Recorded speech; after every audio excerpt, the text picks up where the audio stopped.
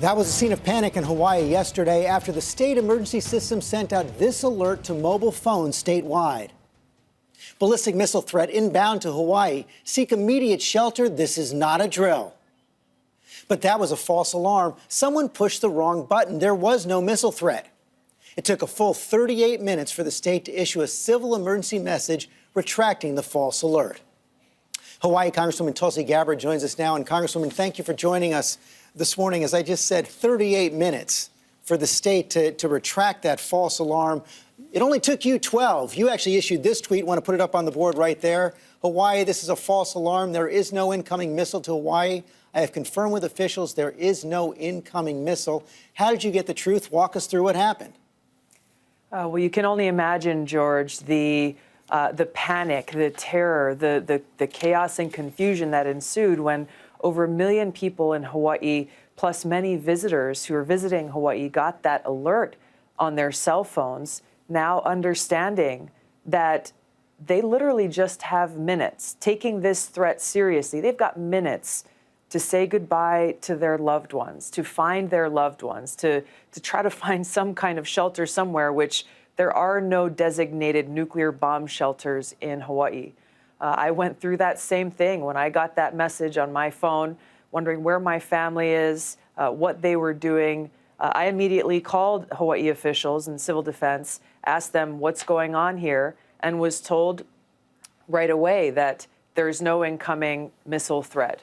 Someone pushed the wrong button. It was an why did it take so long mistake. for them to retract it? Well, that's what we're still trying to get to the bottom of. It's absolutely unacceptable, and it's an epic failure of leadership. Yes, it was unacceptable that this went out in the first place, but the fact that it took so long for them to put out that second message to calm people, to allay their fears that this was a mistake, a false alarm, is something that has to be fixed, corrected, with people held accountable. Are you confident this won't happen again?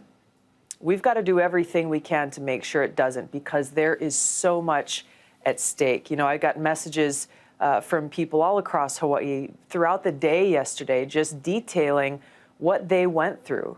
You know, a father sent me a message saying that his 2 children were in 2 different locations, and he had to sit there and think which of his children he was going to choose to spend the last minutes of his life with. There were so many people who went through this stark reality that I hope the rest of the country, that I hope people in Washington, leaders in Washington pay attention to, that this threat of nuclear war, nuclear attack, is not a game. This is real. And this is what the people of Hawaii just went through yesterday morning. Well, and that leads to the question now of what should be done about it. Do you believe that President Trump should be speaking directly to the leader of North Korea? Absolutely, and immediately. This is something that I've been calling for a long time. I've been talking about the seriousness of this threat posed to the people of Hawaii and this country coming from North Korea.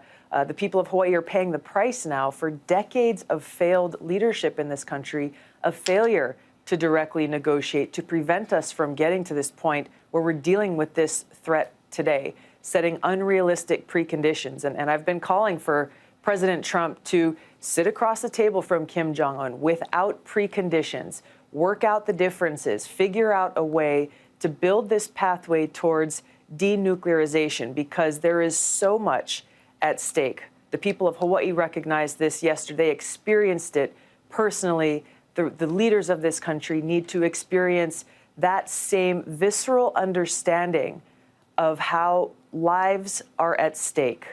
North Korea, Kim Jong-un says he's not going to give up his nuclear arsenal. Perhaps they could lead to talks of some kind of a freeze. But given that, do you think that we need to bolster the defenses of Hawaii? We absolutely need to bolster our ballistic missile defense system, specifically for Hawaii and for this country. That's something on the Armed Services Committee that I have been and continue to work on doing. But I think it's also important, as we talk about how important it is that Trump directly negotiates with North Korea, we've got to understand why Kim Jong-un is saying he's not going to give up his nuclear weapons. Our country's history of regime change wars has led countries like North Korea to develop and hold on to these nuclear weapons because they see it as their only deterrent against regime change. And this is what's important for President Trump to recognize. It is critical that we end our policies of regime change wars to provide that credible guarantee that the United States is not going to go in and topple the North Korean regime so that these conversations can begin towards denuclearization. Just to be clear, are you saying that Kim Jong-un's nuclear arsenal is our fault? What I'm saying is that Democrat and Republican administrations for decades, going back over 20 years, failed to recognize the seriousness of this threat, failed to remove it. And we know that North Korea has these nuclear weapons because they see how the United States in Libya, for example, guaranteed Gaddafi, we're not going to go after you, you should get rid of your nuclear weapons. He did. Then we went and led an attack that toppled Gaddafi, launching Libya into chaos that we are still seeing the results of today.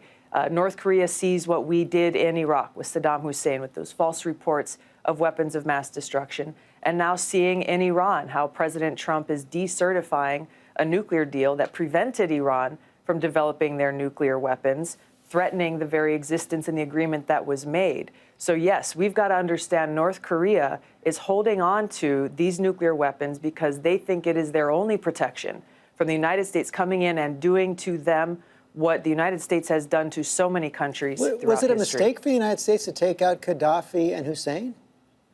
It was, absolutely. Congressman Gabbard, thanks for your time this morning. Thank you. Hi, everyone. George Stephanopoulos here. Thanks for checking out the ABC News YouTube channel. If you'd like to get more videos, show highlights, and watch live event coverage, click on the right over here to subscribe to our channel. And don't forget to download the ABC News app for breaking news alerts. Thanks for watching.